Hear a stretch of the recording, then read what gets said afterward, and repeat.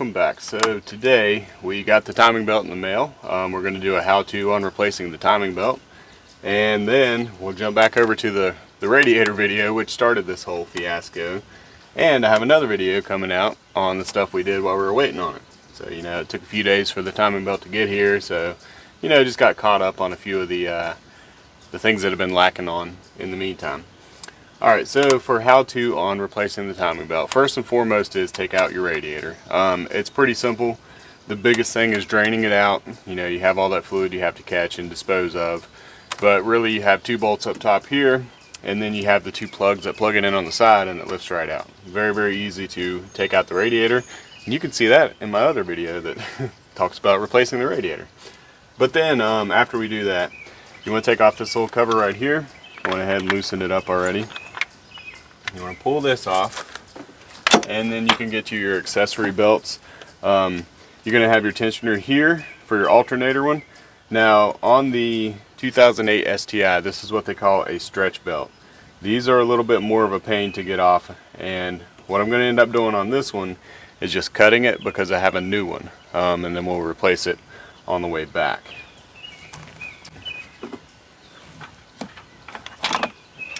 I don't know why they chose to do the stretch style on these.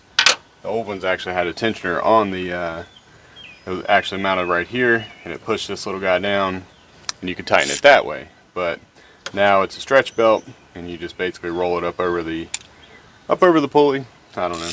Maybe it's better design. Probably not. So go up underneath here. This is where you lock in the tension. You just want to break that loose. Once that is loose, go up top and you can back this guy off. Oh, I'm sorry. Actually, you need to loosen this as well so that it can pivot. Not super loose, just enough to where that alternator can drop down. Then start backing this off, and like everything else on my car, it's a little rusty.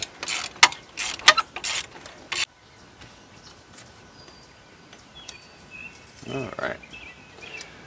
And I've also got a new accessory belt too. This one isn't bad. They actually came with my car. I don't know if the guy I bought it from was planning on doing this, but there were two new ones in the back, so we're going to replace them. Like I said, this one, I'm just going to cut it. That's the easiest way. Yep. And this one, grab your favorite pair of pruning scissors and give it a little choppy chop. Just like that. Alright, 22 millimeter is what this one is. Now, here's where you have to be really careful. You're really close to your AC condenser. So what I like to do is break this loose, but don't back it out, because what happens is you start backing it out, then you pry your gun up against the side, you can't get it out. So just break it loose, and then you can put a ratchet on it and take it off by hand. You might have to kind of hold the pulley with your hand just to kind of keep it from back spinning, but typically it doesn't take much force. What you can do, grab that old belt that you cut,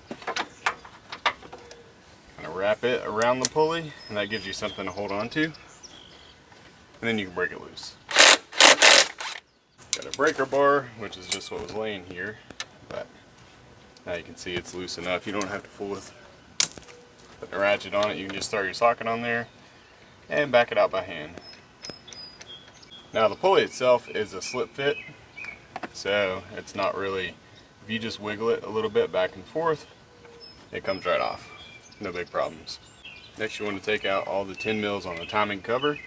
Now, I'm going to use this gun because these are already broken loose, but if you go to do the inside part, make sure you break them loose by hand. What happens is there's a metal nut in the plastic insert. If you go ripping on them with one of these, you'll spin that nut on the back side, and you're going to have a hard time getting it off. So do it by hand, spray it if necessary, just go really easy on them.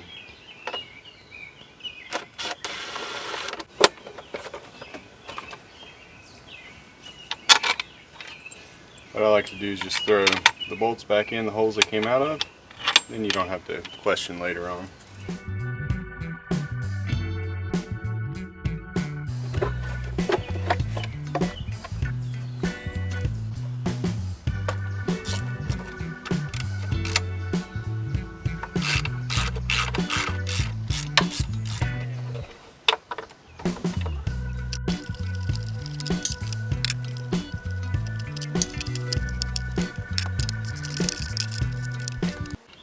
Okay, with that off there, you should have a pretty decent amount of access to all your timing components.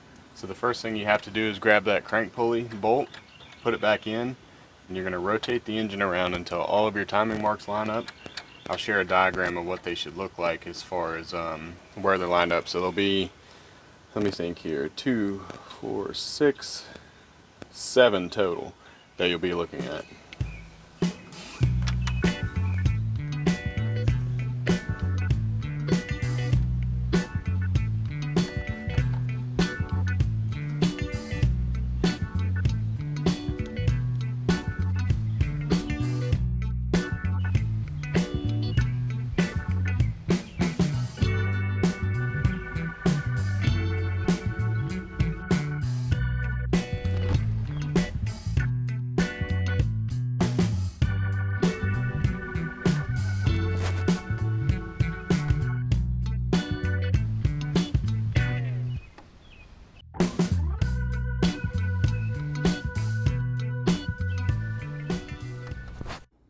Alright, so this is what it comes in.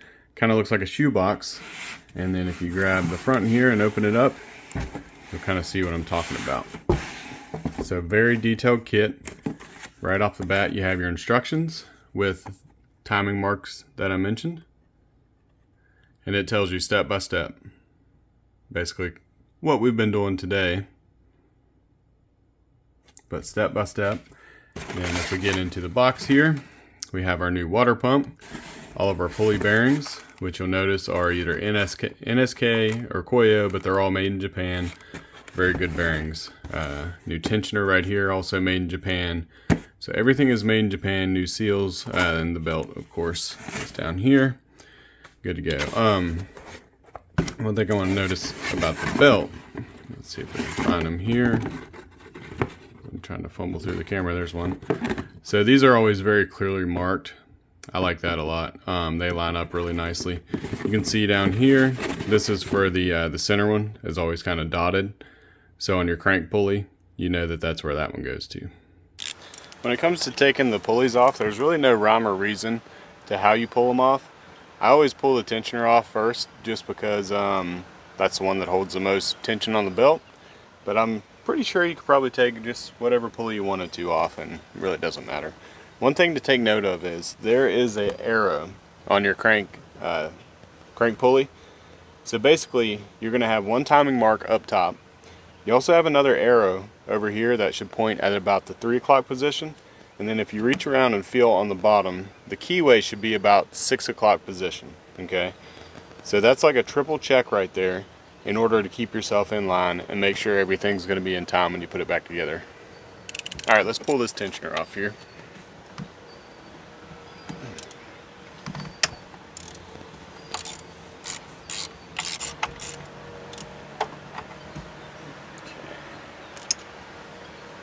One thing to be mindful of on the tensioner is on the back side there's a little O-ring that kind of, I guess, just holds a washer on there, but it gets stuck in that hole a lot. So if you go to put the new one back on, you're going to basically crush it up inside there, and you're not going to get the proper torque on it, and you're not going to get this rein in all the way. So make sure, you might have to take a little pick or something and just pick that other piece of the O-ring out. Okay, so what I like to do is, once you have the tensioner off, you can start removing the belt. I actually need to take this cover off right here, but once that's off, start removing the belt. I don't do the pulleys just yet because I like to replace them one by one. That way it eliminates any confusion on where or as to where the pulley went before. If you just change them out one by one, you don't have to worry about making a mistake, as long as they were on there in the right way to begin with.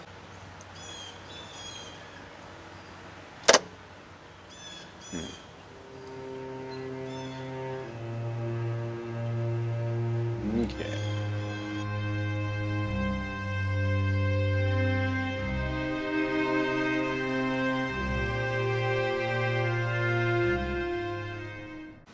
Alright, at this point, you're probably at a full-blown panic because when you took your timing belt off, the cam gears shifted a little bit. And you're probably thinking, oh no, my valves just hit the pistons, my motor is destroyed. You're okay. And here's why. So Subaru, whenever you time a Subaru engine, your valves they can be slightly open over here on the passenger side. However, if they kick back, what they're doing is closing, okay? So if all they have done at this point is close, then you're good, right? Your valves have closed. Now what about the pistons? So the pistons themselves, Subaru doesn't time their engines at top dead center like most cars. They are actually halfway through the bore. All 4 pistons are at an equal length inside the bore. So they're about halfway through the stroke, whether it's intake, exhaust, compression, whatever. They're about halfway through the stroke. So they're far enough into the sleeve where they're not going to hit the valves. The only time that you will do damage to the valves is if you go turning the camshaft.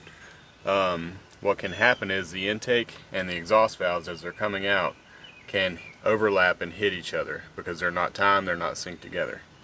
So there is a specific orientation that we have to spin these camshafts to get it back into alignment, and then there's also a cam tool that we're going to put in here to hold it into place, and I'll show you that as well. It comes into play. I didn't put the cam tool in right off the bat. I should have. I was kind of in a hurry making the video, but I'm glad that happened because now I can show you guys what happens, and you're not at full-blown panic looking for a new short block because you think you destroyed your motor. So I'll show you the cam tool here in a minute. We're going to do the water pump first, and then we'll drive on to the cam tool and putting the new belt back on. Alright, so there will be some water that comes out. My car's been sitting a few days, so maybe not, but there's still a good chance there's probably going to be some water. When it comes to these hoses, oh yeah, there's some water right there. When it comes to these hoses, they kind of get dried onto the outlet. So the best way to remove them is to get them rotating first. So if you can just grab them and rotate it a little bit left and right, once they start moving, they're a lot easier to get off. So then you just kind of wiggle it back off here.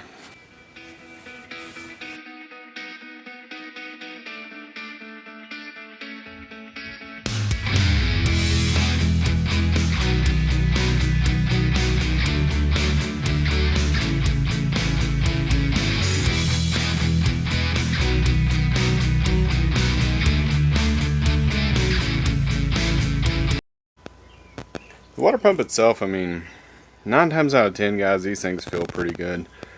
The only indicator that it's actually going bad is you have a weep hole, it'll start leaking, but yeah, I mean, it feels good.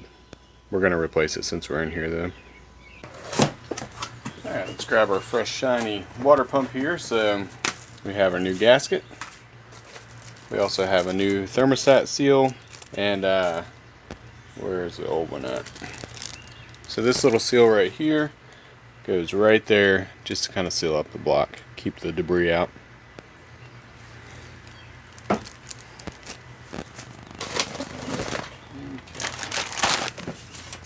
Mating surface is nice and clean. We'll go ahead and throw the little gaskets in here.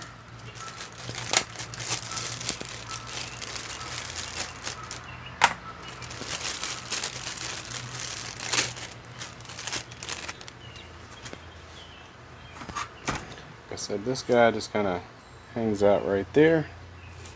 There's a nice channel for it to fit into, and it stays in place. Now the outlet, I am going to put a little bit of silicone on it just to be on the safe side. This stuff right here, Honda Bond, is very, very good. High temperature silicone. It works extremely well. I probably should clean that up too. Let me go. Alright, much better.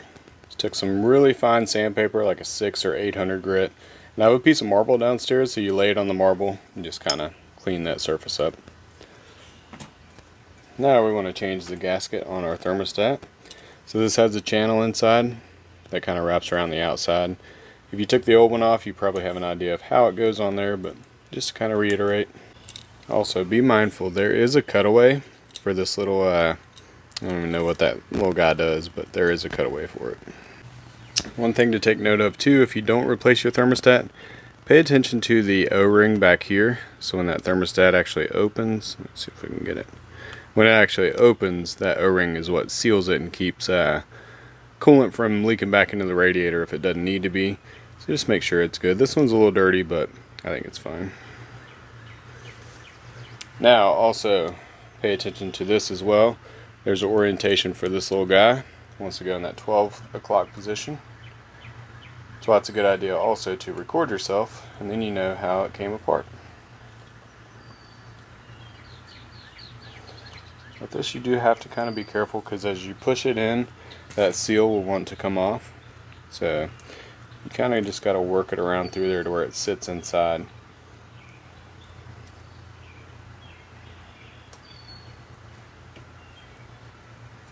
Normally I would recommend putting some type of lubricant, but since this is going into your coolant system, you don't want to introduce like an oil on that little seal.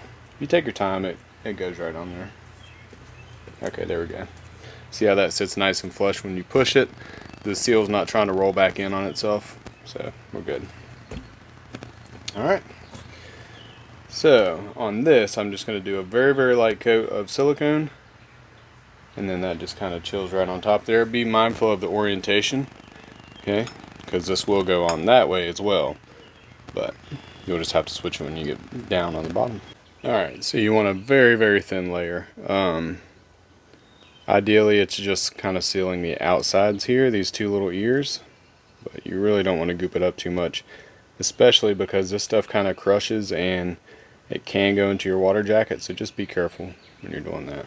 Alright, so got that tightened back down. Now with the silicone on this outlet, you'll notice that a lot of manufacturers do not recommend that. However, I've had a ton of these things leak just using that thermostat seal. So I always put silicone on it, but use your best judgment. You don't have to, but it's one of them things, it's kind of a pain in the butt. You have to drain the radiator back out in order to seal that back up. So just use your best judgment on that one there. Now, this one, absolutely do not use any type of liquid silicone or whatever. This is a crush style. You can kind of see the ridge in there. So this is designed, once you torque it down, it does seal. So this one you do not have to put any silicone.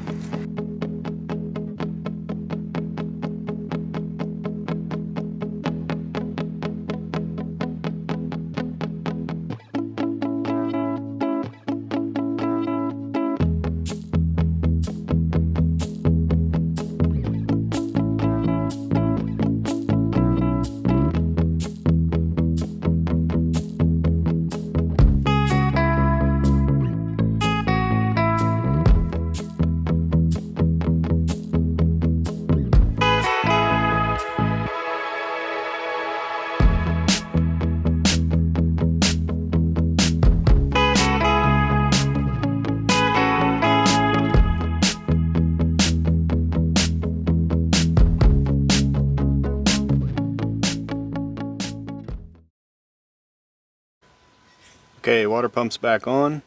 I just installed the company 23 tool and adjusted the cams back to where they need to be. I was recording and I realized that I never actually hit record, so here it is. This tool, I've had this for quite a while. I bought it with the old blue car. Now what you can do is basically, this is like a set screw type thing. If you break this loose, you put a wrench on this half and you can adjust your cam where you need it to. With that being said, these cams, upper intake cam has to be rotated clockwise. The lower one has to be rotated counterclockwise. You have to do that in order to not make contact with the valves. If you do it opposite or spin them too much, the valves will make contact with each other and cause some damage within the engine. Okay, now the cams are happy and locked in place. I'm going to go ahead and start replacing all these individual pulleys.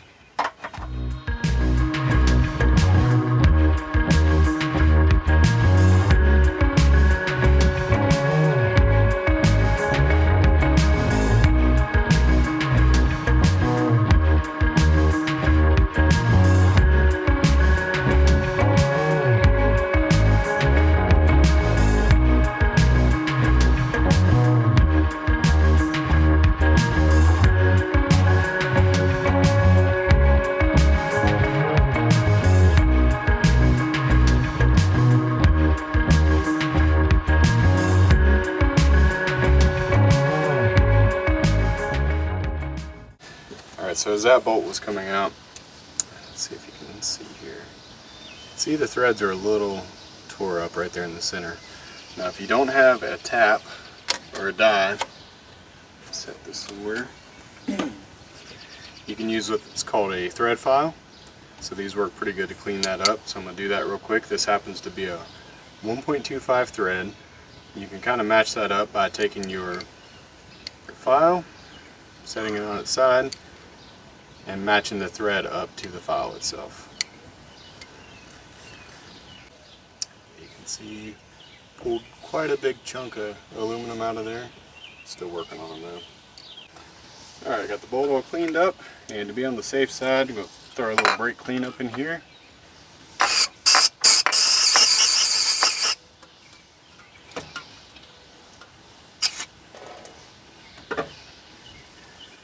That's what the threads look like after I cleaned them up. The main thing is just getting those big chunks of aluminum out.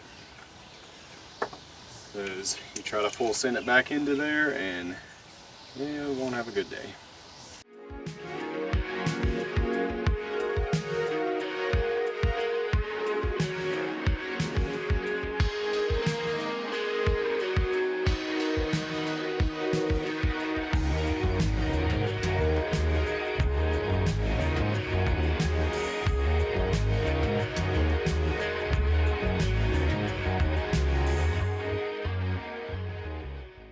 One thing to be mindful of is that on the WRXs and STIs they had AVCS cams which have oil inside of them. So when you take that little cover plate off, you will leak some oil out. Make sure that you wipe off any excess so that it doesn't get on your new timing belt. Okay, you'll notice I haven't talked much about the left hand side. So the left hand side, both the valves are closed. So you can actually just rotate these by hand if needed. Now I want to use the camera to check these marks, which they are a little off. So I'm just going to adjust them a little bit. They're lined up there. Lined up there. So you also have marks for each cam gear. That's how I could tell I was backwards. There used to be like a directional marker on these, but I guess they've taken those off there.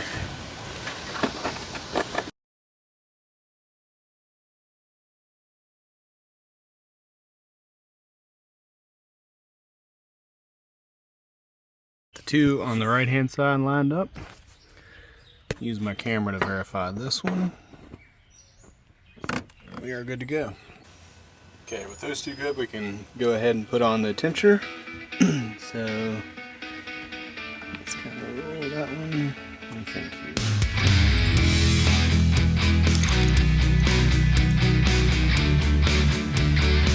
Tensioner also gets tightened to 29 foot-pounds.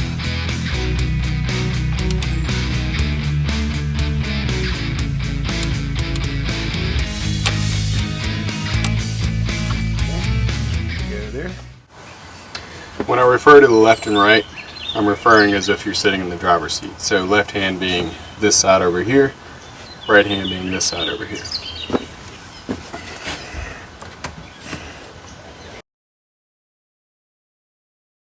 So the water pump pulley is also 29 foot-pounds. Actually, all these are 29.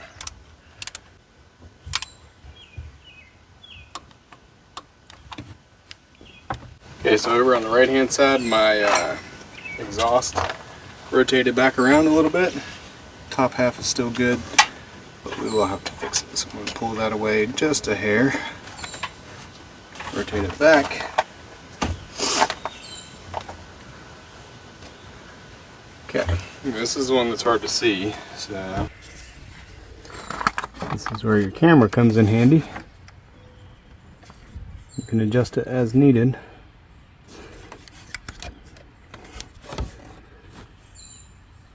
Go.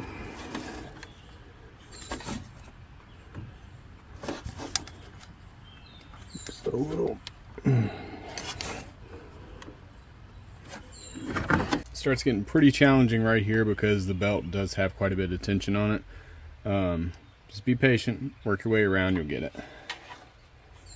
And if you have to pry, please use something plastic as to not damage the belt.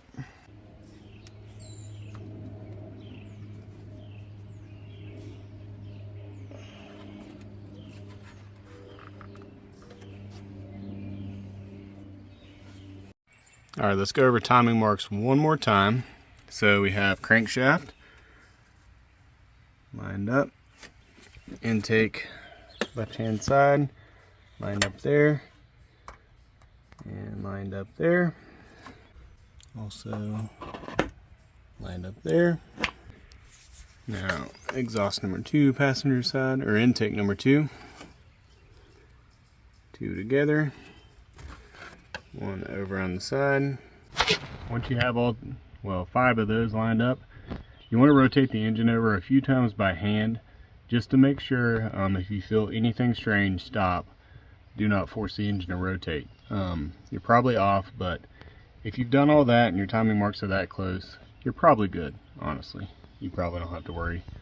So I did, I think it's like 4 rotations, get it back to timing. So that's a good way to just verify everything. It also helps align the belt and get it where it needs to be, kind of running on track before you just start it. Now we should be able to pull our grenade pin here, and that sets the tension. Now you'll notice that the white lines on the timing belt do not line back up with the timing marks on the camshaft. And the reason being is, so there's a little bit of math behind it. There's 24 teeth on the crankshaft, and then there's 48 on the camshafts. So therefore, every 2 rotations of the crankshaft equates to 1 rotation of the camshaft. Now with that being said, the belt has like 281 teeth on it. So if you're a math magician, you'll notice that you have 2 even numbers, 24 and 48, and then your belt has 281 teeth. And what happens is it takes like 11.7 times to rotate before them marks will kind of line back up, and they still won't fully line back up. Flatirons Tuning has a really good video on this. I'm going to link down below that kind of explains it a little more in depth. But the main takeaway is rotate your engine around, and you want to go off of the marks on your crankshaft, your camshafts. Make sure they all line back up with the marks on the head, the timing cover, and you'll be alright. Crank pulley's back on, timing cover's back on. Those to install are just exactly reverse of installation. Now we're going to put this stretch belt on. So there's a special tool that you can buy for this, or if you don't want to buy the special tool, you can simply just wrap it around.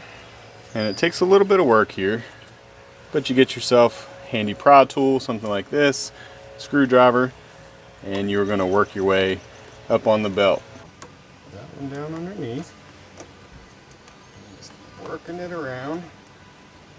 Now it's going to seem like it might want to break or something, but alright, had to turn off the camera. Kind of took the end of my knuckle off, and it was bleeding around a little bit. Try not to show too much of that on the old YouTube. People don't tend to like that kind of stuff. So got the belt on there. Now we just need to work it over into its position here. So there it is on the compressor.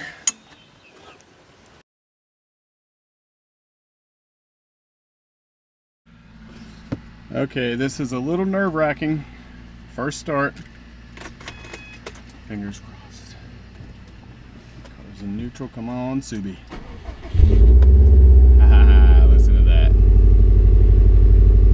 Alright, so that's going to wrap it up for the timing belt job. Now we can move back to the radiator, which is what started all this in the first place. The timing belt is an intimidating job, so I will encourage you to take your time, make sure all your marks are lined up, nothing is out of place. It has to go back together the way it came apart, or else you're going to damage your motor. So it's very crucial to take your time, but as long as you follow the steps, line up every single timing mark, put the new belt on, verify again that the timing marks are good. After you've got the belt on, rotate it a couple times, verify one more time that the timing marks are good, then you'll be perfectly fine. It is intimidating, but once you've done it once or twice, you're like, wow, that wasn't really as bad as what I thought it would be. So you can do it. I believe in you. Thanks for tuning in.